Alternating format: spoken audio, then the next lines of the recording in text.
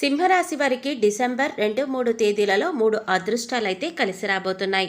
ఇప్పుడు వదిలితే ఇక నరకం అనే చెప్పుకోవచ్చు. అంతేకాకుండా పి అనే వ్యక్తి ద్వారా జరగబోయేది తెలిస్తే ఆశ్చర్యపోతారు. అలాగే మీరు ఇది చూడకపోతే చాలా అంటే చాలా నష్టపోతారు. సింహరాశి వారి గురించి క్లియర్గా ఇన్ఫర్మేషన్ని స్వీకరించి ఈ వీడియోలో మీకోసం క్లుప్తంగా వివరించడం అనేది జరిగింది. అయితే ఈ వీడియో మీకు కంటపడింది అంటే పరమేశ్వరి అనుగ్రహం ఉంది కాబట్టి మీకు కంటపడింది. అంటే పరమేశ్వరుని అనుగ్రహం ఉంది కాబట్టి మీ కంటపడింది అని చెప్పి భావించి వీడియోని ఎక్కడా కూడా స్కిప్ చేయకుండా చివరి వరకు చూసే ప్రయత్నం చేయండి. అసలు ఆ అదృష్టాలేంటి, వాటిని వదలకుండా ఎలా దక్కించుకోవాలి, అంటే ఏం చేయాలి, ఇవన్నీ కూడా మీకు తెలుస్తాయి.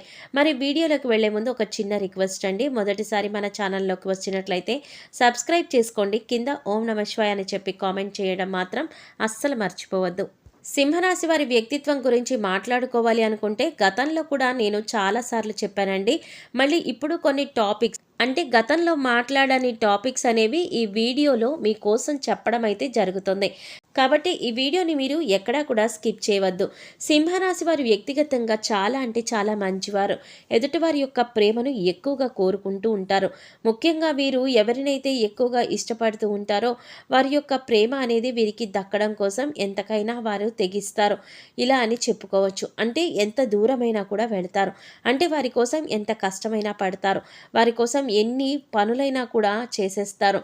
వారి కోసం చేసే పనుల్లో వీరికి కష్టం కనిపించదు, ఇష్టమే కనిపిస్తుంది. అంతలా ప్రాణంగా ప్రేమిస్తారు. ముఖ్యంగా వీరు చాలా అంటే చాలా సెన్సిటివ్ పర్సన్స్ అండి. వీరు ఎవరిని మోసం చేయడానికి ఇష్టపడరు. ఒకవేళ ఎవరైనా నమ్మిన వ్యక్తి వీరిని మోసం చేస్తే మాత్రం అస్సలు తట్టుకోలేరు.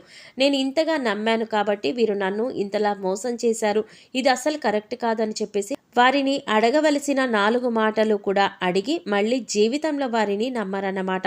అంత గట్టిగా ఉంటారు. అంతేకాదు వీరు ఎవరికైనా కానీ సీక్రెట్లను చెప్పడానికి కూడా ఇష్టపడరు. ఎందుకంటే గతంలో చాలా వరకు కూడా వీరి యొక్క పర్సనల్ విషయాలు ఎదుటివారికి చెప్పేవారు. కానీ మేము వీరికి చెప్తాము, వారికి చెప్తాము అని చెప్పి ఎదుటివారు వీళ్ళని బ్లాక్మెయిల్ చేస్తారేమో, మన గురించి ఏదైనా కూడా తప్పుగా ప్రచారం చేస్తారేమో అని భయపడుతూ ఉంటారు. ఇక్కడ పర్సనల్ అంటే తప్పుడు విషయాలు కాదండి.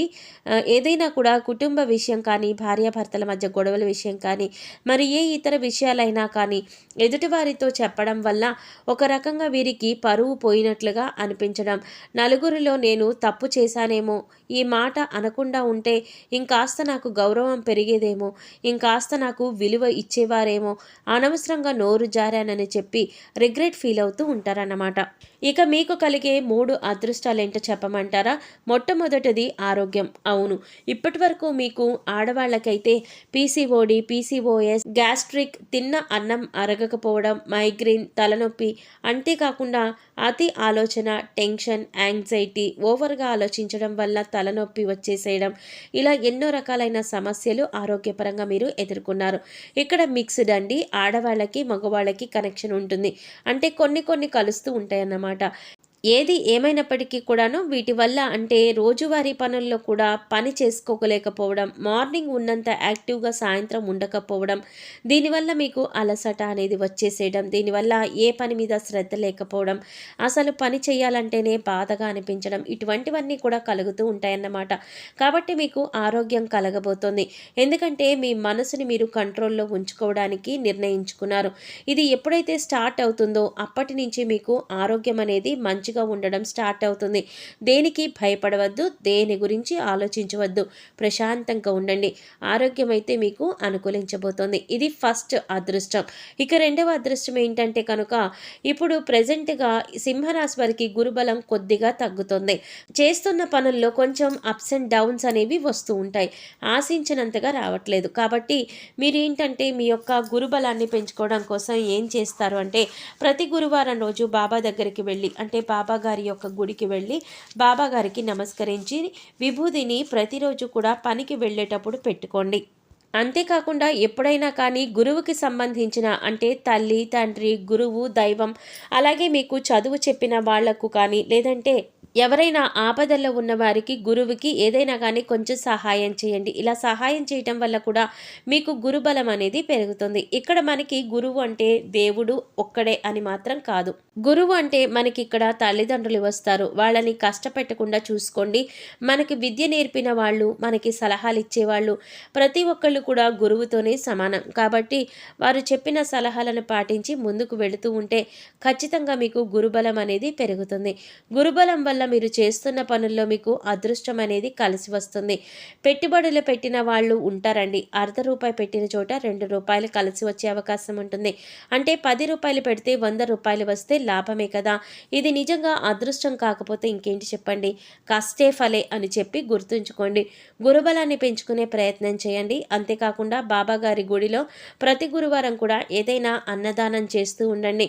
అంటే కాస్త పులిహోర 1 కేజీ బియ్యం పెట్టి వండుకొని ఆ పులిహోర కలుపుకొని అక్కడికి భక్తులు వస్తూ ఉంటారు కదా, వాళ్ళకి చిన్న చిన్న కప్పులతో ఇస్తూ ఉంటే కనుక ఆటోమేటిక్గా మీకు గురుబలం పెరిగిపోతుంది. ఇది 2వ అదృష్టం. ఇక 3వ అదృష్టం ఏంటి అంటే కనుక సంతానపరంగా గుడ్ న్యూస్ని అయితే వినబోతున్నారు. పిల్లలు చదువుకునే పిల్లలు అనుకోండి, వాళ్ళకి మంచి ర్యాంకులతో వాళ్ళు పాస్ అవ్వడం, లేదంటే కనుక ఆటోమేటిక్గా ఎగ్జామ్స్ రాసే పిల్లల్లో కొంచెం మంచి రిజల్ట్ అనేది ఎక్కువగా రావడం, పిల్లలు ఉద్యోగాల కోసం చూస్తూ ఉండే వాళ్ళైతే కనుక మంచి ఉద్యోగ అవకాశాలు వస్తూ ఉండడం, ఇలా ఒక్కొక్కటిగా పిల్లలకి సంబంధించి ఒక డెవలప్మెంట్ అనేది కనిపిస్తూ ఉంటుందన్నమాట. ఇప్పుడు తల్లిదండ్రులు కష్టపడేది పిల్లల కోసమే కదండి. కాబట్టి ఈ పిల్లల్లో వచ్చే ఆ డెవలప్మెంట్ను చూసి ఆటోమేటిక్గా మనసు సంతోషపడిపోతుందన్నమాట.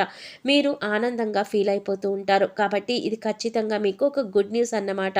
ఈ 3 అదృష్టాలు అయితే మీకు వస్తాయి. కానీ వదిలితే మాత్రం నరకమే. ఎందుకు వదిలితే నరకం అంటే వచ్చే అదృష్టాలు ఎలా మిస్ అవుతాయి అంటే ఏమరపాటుతనం వల్ల మిస్ అవుతాయి.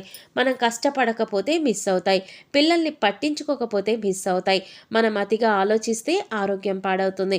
సో మీరు నేను చెప్పింది చెప్పినట్లుగా మీరు ఫాలో అవ్వగలిగితేనే జీవితం స్వర్గం అవుతుంది తప్ప లేకపోతే నరకప్రాయంగా మారిపోతుందన్నమాట. ఇక అన్నిటికంటే ముఖ్యంగా పి అనే వ్యక్తి ద్వారా మీ జీవితంలో చాలా వరకు కూడా నష్టాలు జరగబోతున్నాయి.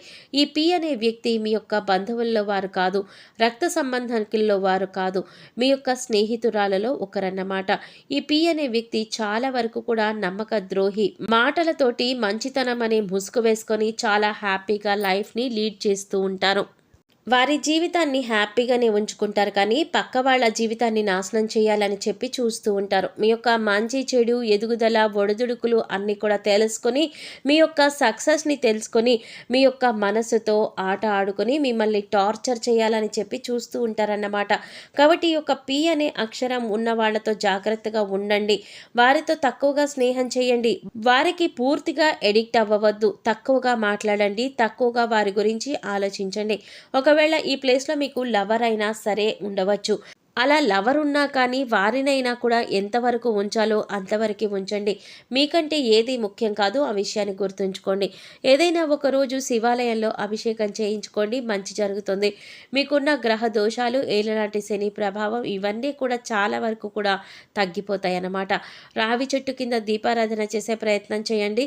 కనీసం 2-3కి భోజనం పెట్టే ప్రయత్నం చేయండి. గోమాత సేవ చేసుకుంటూ ఉండండి. భగవంతుని మాత్రం వదిలిపెట్టవద్దు. ఇంట్లో నిత్యం దీపారాధన చేసుకోండి. అన్నీ కూడా సర్దుకుంటాయి. ఈ విషయాన్ని అయితే స్ట్రాంగ్గా నమ్మండి. అర్థమైంది కదండి. మరి సింహరాశి వారికి ఈ వీడియో నచ్చింది అని అనుకుంటున్నాను. నచ్చింది అనిపిస్తే ఈ వీడియోకి ఒక లైక్ ఇవ్వండి. లైక్ వచ్చిన వెంటనే హైప్ వస్తుంది, హైప్ చేయండి. మొదటిసారిగా మన ఛానల్కి వచ్చినట్లయితే మన ఛానల్ని సబ్స్క్రైబ్ చేసుకొని సపోర్ట్ చేయండి. కింద ఓం నమః శివాయ అని కామెంట్ చేయడం మాత్రం మర్చిపోవద్దు. రేపు మరొక మంచి వీడియోతో మళ్ళీ కలుసుకుందామండి. అంతవరకు కూడా పరమేశ్వరుని ఆశీస్సులు మీ మీద, మీ కుటుంబ సభ్యుల మీద ఎల్లకాలం ఉండాలని చెప్పి మనస్ఫూర్తిగా కోరుకుంటున్నాను. సర్వేజన సుఖినో భవంతు. ధన్యవాదాలండి.